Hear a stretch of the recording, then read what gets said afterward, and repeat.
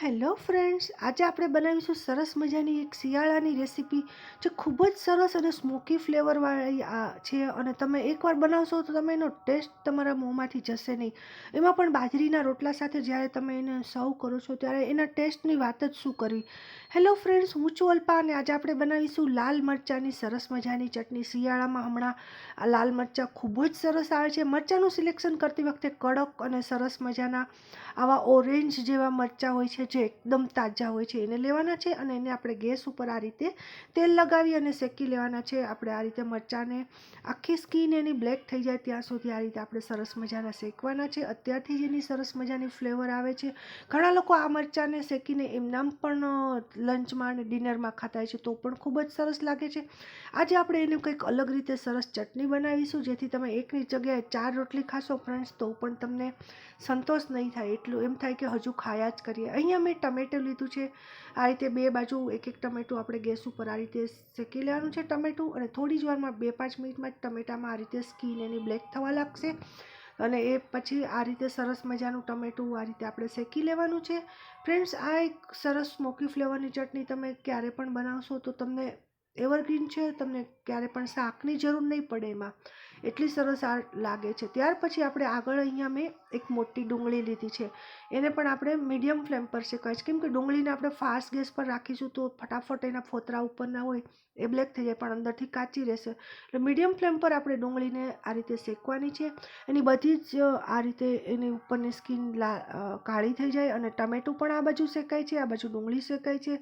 તો સરસ મજાની આપણી આ રેસીપીની બધા જ ઇન્ગ્રીડિયન્ટ આ રીતે ઓલમોસ્ટ તૈયાર થઈ ગયા છે. હવે ત્યાર પછી આપણે અહીંયા ગેસ ઉપર એક તાવડી છે માટીની, એને તપાવવા માટે મૂકી છે. અને 15-20 કળી લસણ આપણે ફોલી લીધું છે એને આપણે એમાં મીડિયમ ફ્લેમ પર આ રીતે લસણને શેકવા માટે મૂકીશું. અહીંયા મેં ફુદીનાની પાન છે એને તોડીને એમાં એડ કર્યા છે, થોડુંક જીરું એડ કર્યું છે. તો આ બધી જ એની ફ્લેવર બહુ જ સરસ આવે છે આ બધી જ વસ્તુની. એટલે અહીંયા મેં કોથમીરની બદલીમાં ફુદીનો એડ કર્યો છે. ફ્રેન્ડ્સ, તમને કોથમીર એડ કરી તો તમે કોથમીર પણ એડ કરી શકો છો, લીલી કોથમીર પણ શેક્યા વગર પણ એડ કરી શકો છો. આ રીતે સરસ મજાના આ રીતે મીઠા લીમડાના પાન થોડાક એડ કર્યા છે. અને ખૂબ જ સરસ અત્યારથી જ તમારા કિચનમાં આની સ્મેલ આવવા લાગશે.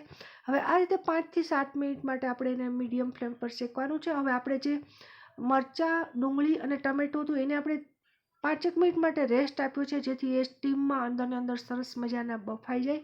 આ રીતે મરચાંને આપણે કટિંગ કરી અંદરથી બધા જ બી કાઢી લીધા છે, એમાંથી જે નસનો પાર્ટ હોય છે એ પણ કાઢી લીધો છે જેથી ચટણી એટલી તીખી નહીં લાગે અને ખૂબ જ ટેસ્ટી લાગશે. હવે આ બધું જ આપણે મિક્સરના એક જારમાં આ રીતે નાખવાનું છે. ત્યાર પછી આપણે જે લસણ, જીરું અને ફુદીનો છે, કરી પત્તો, એને પણ આપણે એમાં એડ કરી દઈશું. ફ્રેન્ડ્સ, આ બધું જ આપણે મિક્સરમાં પલ્સ મોડ પર રાખવાનું છે. અને આ રીતે ત્યાર પછી મેં અહીંયા બ્લેક સોલ્ટ એડ કરેલ છે એટલે કે સંચળ પાવડર. ખૂબ જ સરસ લાગે છે ટેસ્ટમાં. અને આ રીતે આપણી આ ચટણી આ રીતે ઓલમોસ્ટ તૈયાર થઈ ગઈ છે. ત્યાર પછી આપણે એને બાઉલમાં કાઢી લીધી છે. એમાં તમે લીંબુ એડ કરી શકો છો. અગર તમને વધારે એકદમ ટેસ્ટી જોતું હોય તો તમે એમાં સિંગતેલનો વઘાર પણ કરી શકો છો. પણ મેં અહીંયા આ ચટણી એમ જ એટલી સરસ લાગે છે.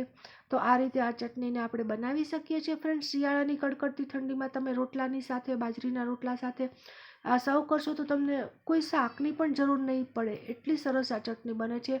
ફ્રેન્ડ્સ, તમને મારી આ લાલ મરચાંની ચટણી બનાવવાની રેસીપી કેવી લાગી ચોક્કસથી કમેન્ટ કરીને કહેજો. તમે કઈ રીતે બનાવો છો એ પણ કહેજો. તમારો બધાનો ખૂબ ખૂબ આભાર. Thank you so much.